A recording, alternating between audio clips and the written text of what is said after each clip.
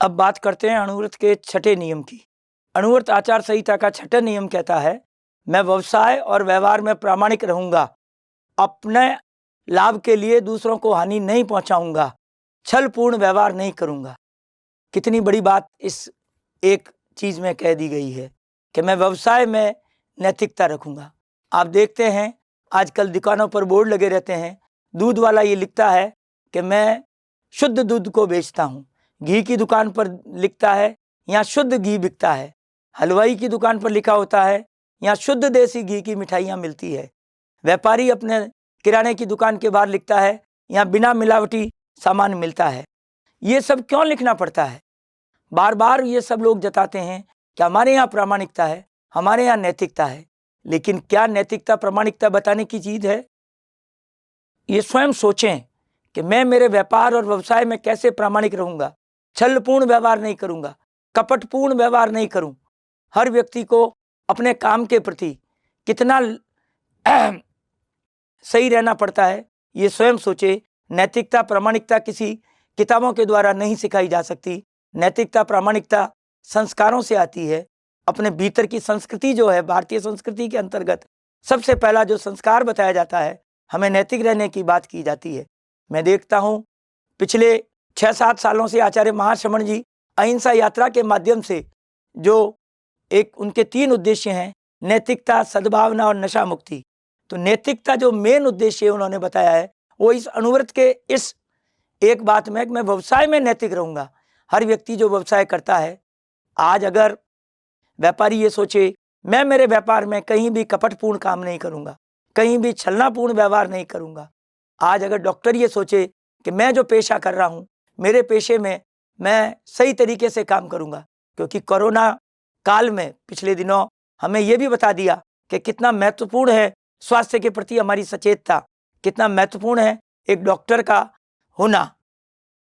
लेकिन वो अपने अगर व्यवसाय के प्रति, पेशे के प्रति अगर नैतिक रहेंगे तो सारा विश्वास दुनिया का बना रहेगा। इसी भांति अगर एक सैनिक वहाँ सिपाही सीमा पर, सरहद पर खड़ा है और वो अगर नैतिकता के साथ वहाँ करता है तो देश की सुरक्षा परमानेंट रहेगी, सही रहेगी।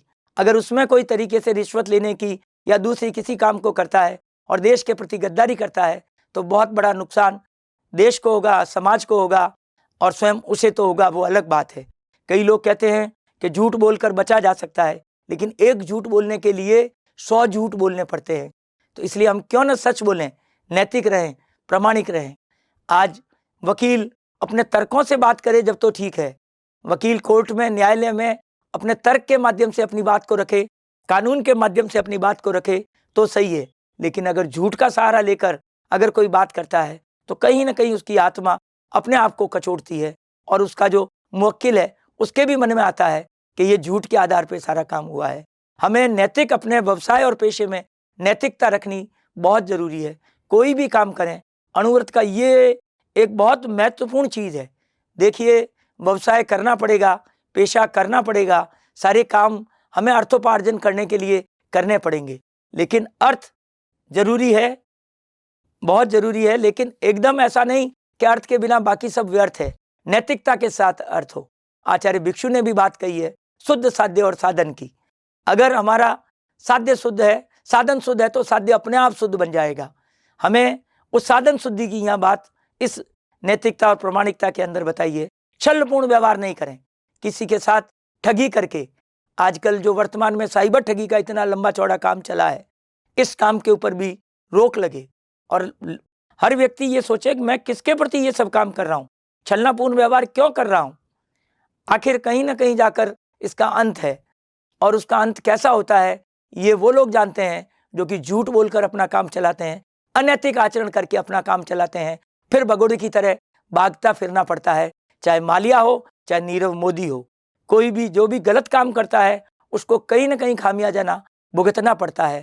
अनैतिक आचरण करता है उसको कहीं ना कहीं किसी जमाने, किसी समय में भुगतना पड़ता है। हो सकता है कुछ समय में, कुछ टाइम वो अपने आप को सुखी पाले, सोच ले कि मैं समर्थ बन गया, लेकिन अंत उसका सही नहीं है। हमें सारी बातें सोचकर ये सोचना पड़ेगा कि अणुव्रत का ये नियम हमें छलनापूर्ण व्यवहार से बचाता है, ठगी से बचाता है, सारे भी जो गलत काम है, अनैतिक काम है, उनसे बचाता है।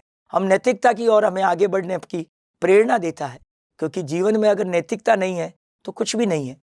क्योंकि honesty is the best policy, एक कहा भी गया है।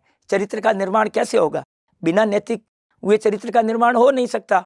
जब तक चरित्र सही नहीं होगा हमारा, तो हमारी सारी चीजें बेकार हैं। तो हम हमारी नैतिकता को बनाए रखें, अनैतिक आचरणों से पैसा नहीं कमाएं, चाहे किसान हो, मजदूर हो। क्योंकि मैं आजकल ये देखता हूँ, मजदूर भी आजकल ज़्यादा मजदूरी मांगते हैं। अभी पिछले दिनों रेलवे स्टेशन में कुली लोग मांगते हैं 800 रुपये से शुरू करते हैं, फिर आते आते 100-200 में भी तैयार हो जाते हैं। तो ये क्या है? अनैतिक है। लेकिन गरीब अपने हिसाब से अनैतिकता करता है, क्योंकि उसको लेने के लिए इतना ही पैसा है। अमीर ज़्यादा, आजकल घोटाले भी छोटे मोटे नहीं होते। मैं आजकल ये भी देखता हूँ लाखों करोड़ों हजारों करोड़ों के घोटाले होते हैं।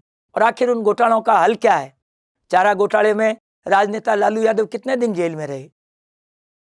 हर आदमी ये सोचे कि इस अनैतिक आचरण का जो अंत है वो हमेशा बुरा है। हमें नैतिकता मिली है, हम जीवन में नैतिकता लाएं, सदाचारता लाएं, जब ही हमारा जीवन आगे बढ़ेगा। और अनुव्रत के इस नियम की पालना अगर जीवन में होती है तो हम सुखी, शांति, समृद्ध जीवन जी सकते हैं।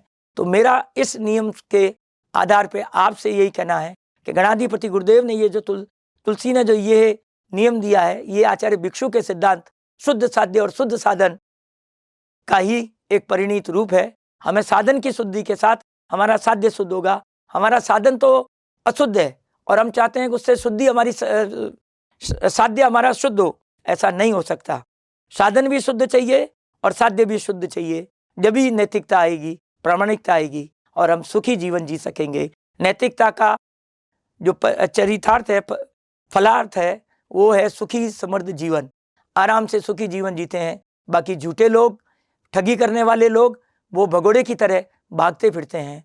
और जो रिश्वत लेते हैं, हो सकता है एक बार पैसा जेब में आ जाए, खुश हो गए, लेकिन बाद में उनके पूरे परिवार को, और कोई उसको, मैं एक कहानी, किसी जमाने में एक डाकू एक सन्यासी से मिल गए और डाकू से पूछा, डाकू ने कहा कि आपके पास जो हो वो दे दो।